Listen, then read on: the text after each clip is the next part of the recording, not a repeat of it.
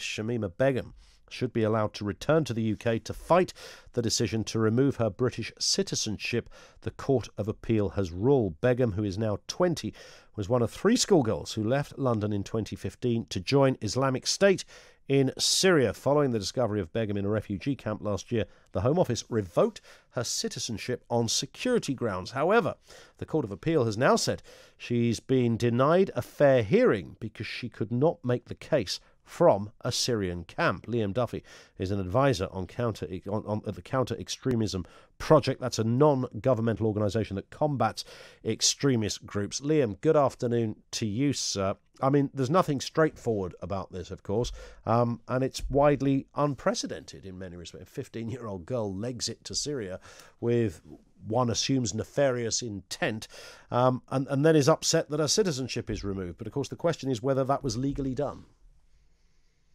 Yeah, I mean, as you said, this is not an easy case by any means whatsoever.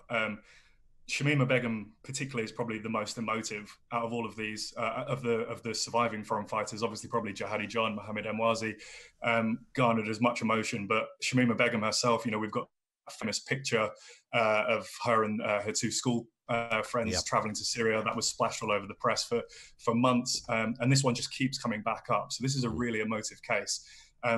But it also is symptomatic of a much wider problem. I'm going to drop all technical terminology here, but this is a total mess. And it will be a total mess for not just months, for years. What should have happened, Liam? I mean, at the moment, the Home Secretary said, look, your citizenship is going. And, of course, what's happened subsequently is a challenge to that decision. And her, as the court said, her inability to make a reasoned appeal. I mean, is that okay? Is that about right? Because, I mean, most people, as you widely know, will say, well, sorry, stay wherever you are. We're not particularly fussed about your legal grounds. You legged it from Bethnal Green to go to Syria to join a terrorist organisation. Yeah, and that's absolutely not an unreasonable view for people to hold. And I think the anger that people feel about this particular case, and again, it's not just about her, it's about 900 to 1,000 other Brits who joined the group as well. People are rightfully angry about this. Personally, I really and this is not out of any sympathy for her or anyone else who joined this group whatsoever, I do think this is the right thing, that she's going to be able to come back and appeal the citizenship. But I rue that I think it's really unlikely that she's going to see any justice. And you hear people say a lot, she should come back to the UK and face justice here. I think the absolute most that will happen is maybe if she successfully appeals, charges against her for membership of a terrorist group will be brought, and that's a few years in prison. Maybe it's not a particularly serious crime, but we know that ISIS committed genocide and crimes against humanity. It's not just, this isn't run-of-the-mill joining an extremist or banned group. And if she does come back and she's told that, and appeals, and a court of appeal says, no, it was right, still concludes it was right that your citizenship was removed, then of course one has to sort of assume, Liam, years and years of legal arguments will ensue while she remains probably in the UK. Yeah, 100%. I think that is what will happen, and I think we shouldn't be under any illusions just because ISIS isn't in the headlines anymore, because their last sliver of their caliphate, as they called it, collapsed last year. We think this is over, and it's not over at all. And just as I don't know if you caught it, there was a guy from East London who actually travelled overseas to fight jihad in Bosnia in the early 1990s. He's just had his death sentence overturned in Pakistan almost 30 years after he travelled overseas to a conflict zone. So these are the kind of timeframes that we're dealing with here. Like the people who joined this group could still be haunting us in 20 or 30 years. And I just think this has opened a massive kind of legal, societal and psychological wound that's not going to heal anytime soon. What's the process then? I'm assuming she just doesn't just jump on a plane of her own volition in Syria and come back to Gatwick. Well, I know, extraction, as they'd call it. God knows what's going to happen there. It would presumably mean that British personnel will have to go on the ground into what is still a relatively volatile place. Our whole camp and all the other the camps in northern Syria where these people are kept are not exactly the safest environments, and there are a lot of people who are still fully fledged supporters of Islamic State still in those camps. So honestly, God knows what happens next. Okay, Liam, thank you. Liam Duffy, advisor at the Counter Extremism Project. Well, I'm going to throw out there the Route 1 question. Should this girl be coming back to the UK at all? When this happened, I remember being on air at the time.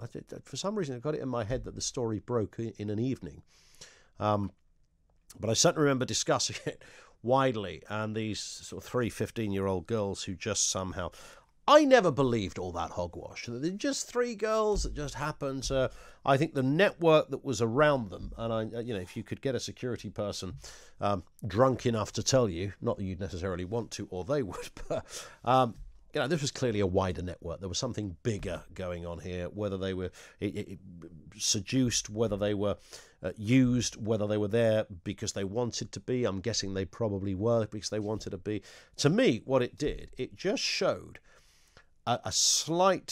it showed the veneer of what is really going on in some parts of the country. And it's funny, having done countless phone-ins on this, when you get people talking, I'm talking about, Muslims who've come on air and just been honest about that particular group who take a faith, usurp it, change it, twist it, and come up with a very different kind of headline and conclusion from anything they would have been taught in a mosque as a kid. When you talk to those people and they begin to tell you what is going on out there, and certainly what was going on out there, I don't know what the state of play is right now, this is 2015, you get the same picture emerge. And I know it's anecdotal, and, anecdotes don't form data, but they contribute to a wider picture. And caller after caller would say, there is so much of this going on.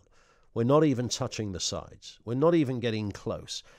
For every Shamima Begum out there, there are dozens of others that would happily take her place. Whether it's a brainwashing process, whether it's an ideology you subscribe to voluntarily, whatever it happens to be, it's big, and this is just the veneer, and there's an underbelly of it out there. Three girls in Bethnal Green just legged it on it. Remember the images? I think they arrived in Turkey, didn't they? They were at a bus station in Turkey, and then from there off they went. So should she come back? I mean, there's the question. Should she be allowed to come back? At the moment, the courts say yes, she should.